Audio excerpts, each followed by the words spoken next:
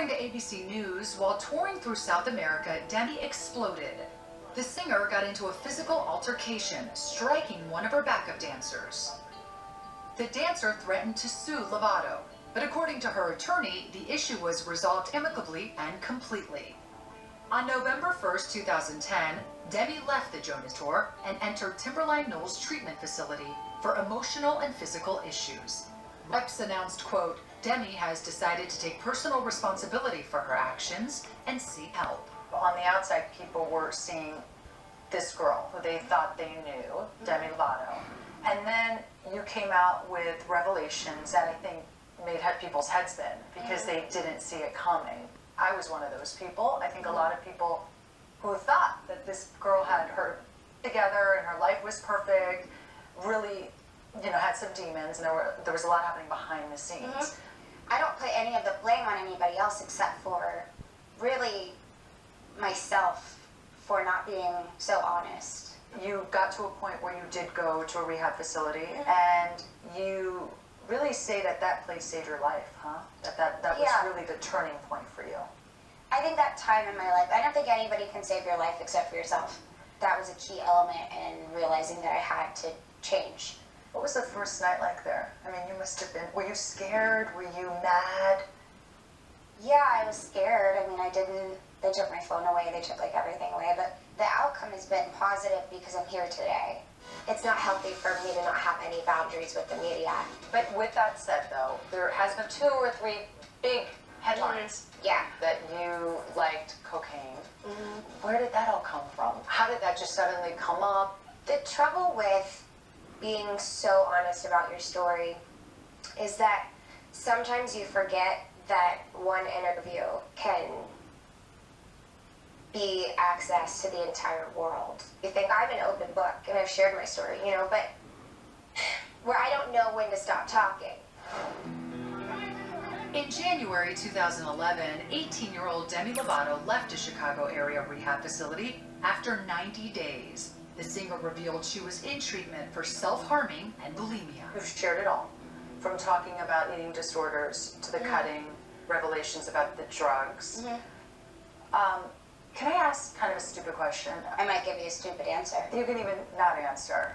I think there's a misconception with the cutting, okay? Yeah. I don't think a lot of people understand it. I think people don't know what it does. Do you know what I mean? Right, yeah, they just kind of like automatically say they're trying to kill themselves, or it's something that I opened up about because a lot of parents have dealt with this. Like, it shouldn't be taboo to talk about, get help for it. Why do people do it?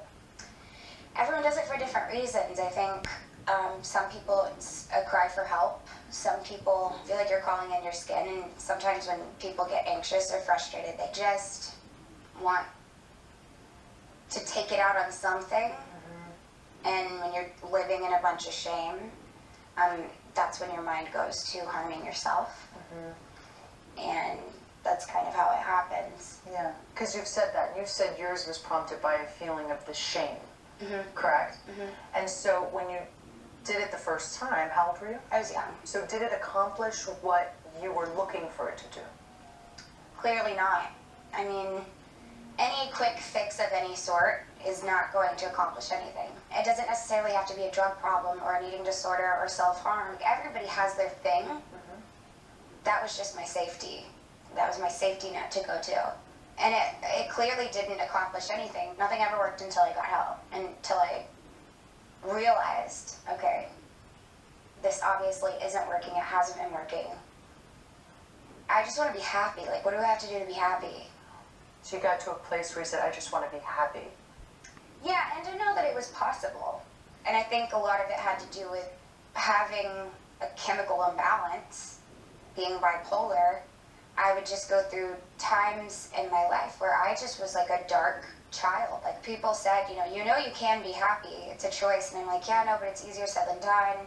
The most challenging thing that you can do for yourself is to consistently take care of yourself.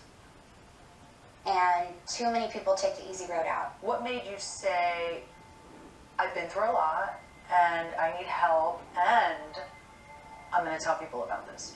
I went through my struggles, and I believe everybody has a story for a reason. And so when I realized, okay, I went through this for a reason, how can I be useful?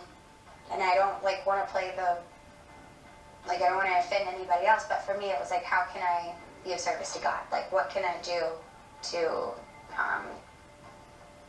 help others?